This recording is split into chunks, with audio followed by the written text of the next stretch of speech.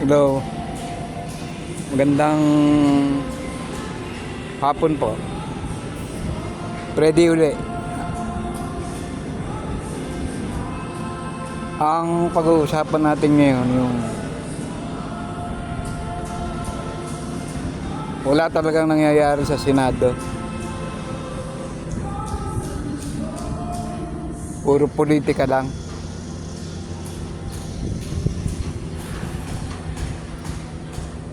Puro kay Buloy. Puro yung yung mayor ng Bamban. Puro pang isang tao lang.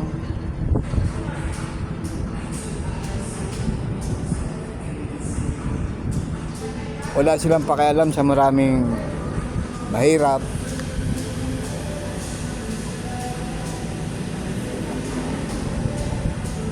Puro yung Morales ba yun? Yung sa Fidelis, palit ng liderato. Puro ganun lang, paikot-ikot. Puro politika. Walang nagsusulong nung pangmaramihan, pangmahirap. Puro ayaw umalis sa pwesto. Puro preparasyon sa eleksyon. Habang buhay na silang kumakandidato, ayaw pang umalis.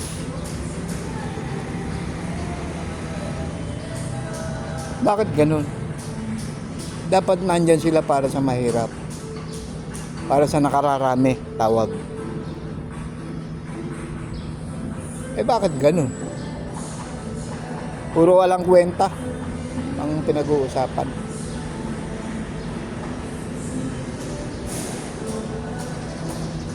Wala kang asahan. Dapat ang pinag-uusapan dyan kung paano makakapagpagamot yung mahirap, kung paano makakapagpa-opera sa puso nang walang 1 milyon ang bayad, kung paano mapapababa yung konsulta sa doktor tsaka sa operasyon. Yun ang dapat pinag-uusapan dyan. Hindi yung puro ikot, puro grandstanding, puro katarantaduhan.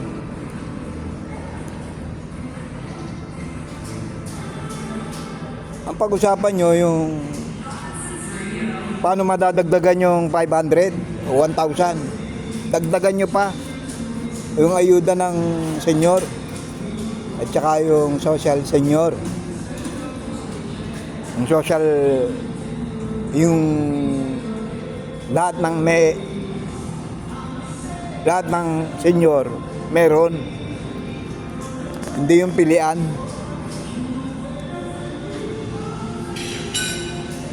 Ang daming namamatay na senyor. At saka dapat yan sa ATM. Nakapanood ako ng distribution yan sa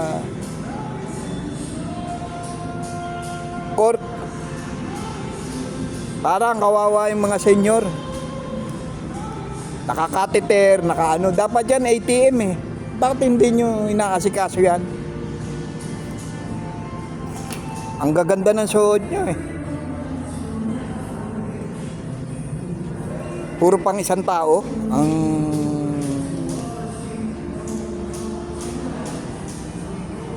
may magagawa ba yon? Si Kibuloy, si Tebes, si Go sa kahirapan? Ayusin nyo. Nandiyan kayo, magserbisyo kayo sa tao. Puro kayo away, Morales.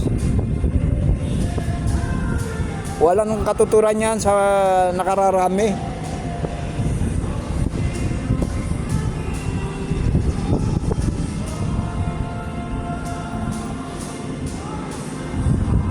Kung natulungan nyo 500, nadagdagan yung 1,000, dagdagan nyo pa uli. Alam nyo naman ang buhay ngayon.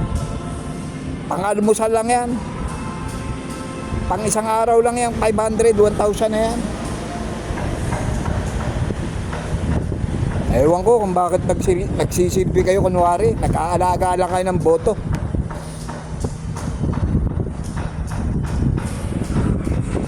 At saka dapat bawalan na yung cake, bawalan na yung libreng gamot, bawalan na yan sa mayor. Dapat yan ibigay sa Department of Health. Puro electioneering lang yan eh. Hindi naman talaga silbi yan eh. Alaga, alam niyo yung alaga, para maboto uli. Isang dekada na kayo dyan. Hindi lang. Buong pamilya nyo nakakandidato na. Senador, magiging mayor uli. Dapat bawal na yung pag senador ka, bababa ka pa. Nakakainit kayo ng ulo.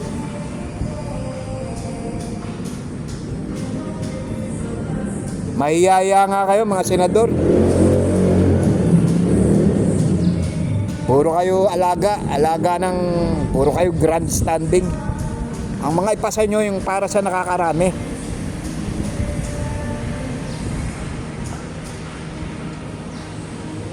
Puro ganito na lang, 33 anyos, walang nangyari. Pati ba naman kay yan pa rin ang style nyo. Matitigok na sa mundo eh.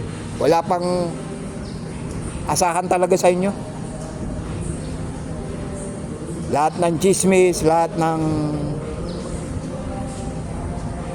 away, lahat ng nasa Senado.